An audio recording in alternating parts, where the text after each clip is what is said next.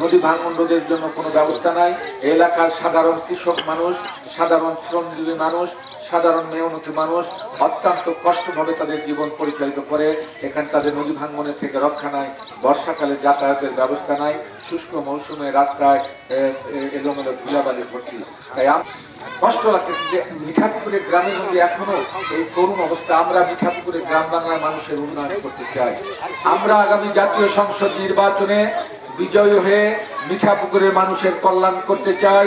এই উঁচা বালুয়া গ্রাম সহ সারা মিঠাপুকুরের 310টি মৌজায় আমরা সাধারণ মানুষের উন্নয়ন করতে চাই, সাধারণ মানুষের কল্যাণ সাধন করতে চাই, গ্রামের রাস্তাঘাটের উন্নয়ন করতে চাই, নদী ভাঙন রোধ করতে চাই, কৃষক ভাইদের অর্থনৈতিক উন্নয়ন করতে চাই, আমাদের গ্রামের অবহেলিত মা বোনদের অর্থনৈতিক উন্নয়ন করতে চাই, আমাদের বেকার ভাই বোনদের অর্থনৈতিক জীবনযাত্রার মানের পরিবর্তন করতে চাই, কর্মসংস্থানের ব্যবস্থা করে আমরা আমাদের জীবনটাকে স্বাভাবিক করতে চাই, আমরা স্বাভাবিকভাবে বাঁচতে চাই, আমরা সুন্দর জীবনযাপন করতে চাই, আমরা বিভিন্ন সুযোগ সুবিধা নিয়ে আমরা সমাজে বসবাস করতে চাই, আমরা স্বাচ্ছন্দ্যের মধ্যে জীবন পরিচালনা করতে চাই। আমরা সেই কাজ করার লক্ষ্যে আমি আপনাদের সামনে আজকের এই উঠান বৈঠকের মধ্য দিয়ে, প্রথম উঠান বৈঠকের মধ্য দিয়ে আমি আপনাদেরকে বলতে চাই, আগামীর মিঠাপুকুর হবে উন্নয়নের মিঠাপুকুর, আগামীর মিঠাপুকুর হবে ধানের শীষের মিঠাপুকুর, আগামীর মিঠাপুকুর হবে গ্রাম বাংলার মেহনতি মানুষের মিঠাপুকুর, সাধারণ মানুষের মিঠাপুকুর। আমরা সেই মিঠাপুকুরে থাকবে না কোনো বঞ্চনা, বৈষম্যহীন মিঠাপুকুর। আমরা এই বৈষম্যহীন মিঠাপুকুর করতে চাই, যেখানে গ্রাম পর্যায় থেকে শুরু করে উপজেলা পর্যায়ে প্রত্যেকটা রাস্তাঘাটের যাতে উন্নয়ন হয়, প্রত্যেকটা মানুষ যাতে বিভিন্ন ধরনের রাষ্ট্রীয় সুযোগ সুবিধা পায়, সেই সুযোগ সুবিধা থেকে যাতে বঞ্চিত না হয়, সেই কাজ আমরা আপনাদের সামনে। তাহলে আমাদের মা বোনরা সমাজে থেকে পিছিয়ে থাকবে, আমাদের সমাজ অবলিত হবে। তাই সমাজে প্রতিষ্ঠিত করার জন্য, সমাজকে এগিয়ে নিয়ে যাওয়ার জন্য আমাদের মা বোনদেরকে সবসময় মাথা উঁচু করে দাঁড়ার জন্য, তাদেরকে স্বাবলম্বী করার জন্য আমাদের পদক্ষেপ নিতে হবে।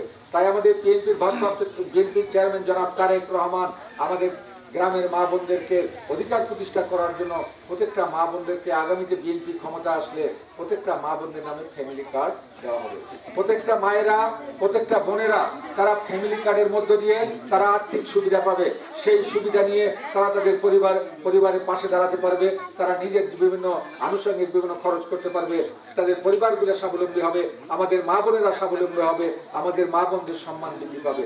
আমরা গ্রামের মা বোনদেরকে সম্মানিত করতে চাই, আমাদের মা বোনদেরকে ঐক্যবদ্ধ করে তাদের সমাজে প্রতিষ্ঠিত করতে চাই। এই সমাজে প্রতিষ্ঠিত করার জন্য, সমাজে সম্মানিত করার জন্য জনাব তারেক রহমান আমাদের প্রত্যেকটা মা বোনদের নামে এই ফ্যামিলি কার্ড ইনশাআল্লাহ আগামীতে ক্ষমতায় আসলে, আমরা ধানের শীষ ক্ষমতায় আসলে, আমরা ধানের শীষ বিজয়ী হতে পারলে আমরা এই কাজগুলো বাস্তবায়ন করতে চাই। আমরা সুন্দরভাবে বাঁচতে চাই, আমরা স্বাভাবিকভাবে বাঁচতে চাই, আমরা আমাদের ছেলে মেয়েদের ভবিষ্যৎ সুন্দর করতে চাই। আমরা সবাই স্বপ্ন দেখি আপনার আমার ছেলেরা ভবিষ্যতে লেখাপড়া শেষ করে বা বড় হয়ে তারা কর্ম করবে, তারা চাকরি করবে, তারা ব্যবসা করবে, আমরা সেই পরিবেশ সৃষ্টি করতে চাই।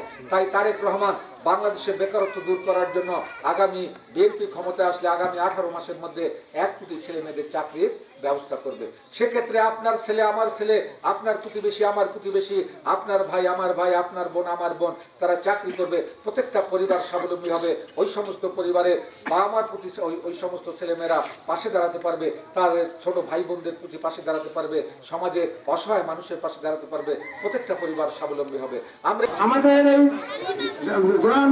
রাব্বানি ভাইয়ের নেতৃত্বে আমাদেরকে চলতে হবে, আগে যেতে হবে। আমাদেরকে ভালো থাকতে হলে গণতন্ত্র মার্কায় ভোট দিতে হবে, আমাদেরকে ভালো থাকতে হলে উঠে বলে মানুষের মার্কায় ভোট দিতে হবে। আমরা কিন্তু উঠে বলে একটা বিশেষ সম্ভাবনা দেখতেছি ধানের শীষের ঘাঁটি। আমরা আপনাকে এত সুন্দরভাবে উঠে বলে আমরা বসে থাকে বাংলাদেশ জাতীয় হাতে রয়েছে স্মার্টফোন, আমরা ফোন হাতে নিয়েই দেখতে পারি সারা বাংলাদেশের আমাদের কি অবস্থা। সারা বাংলাদেশ যখন ধানের শীষের জন্য পাগল হয়েছে, তারেক রহমানের জন্য পাগল হয়েছে।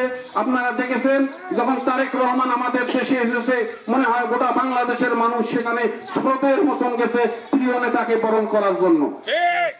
আজকে বাংলাদেশে প্রধানমন্ত্রী কিন্তু তারেক রহমান হবে।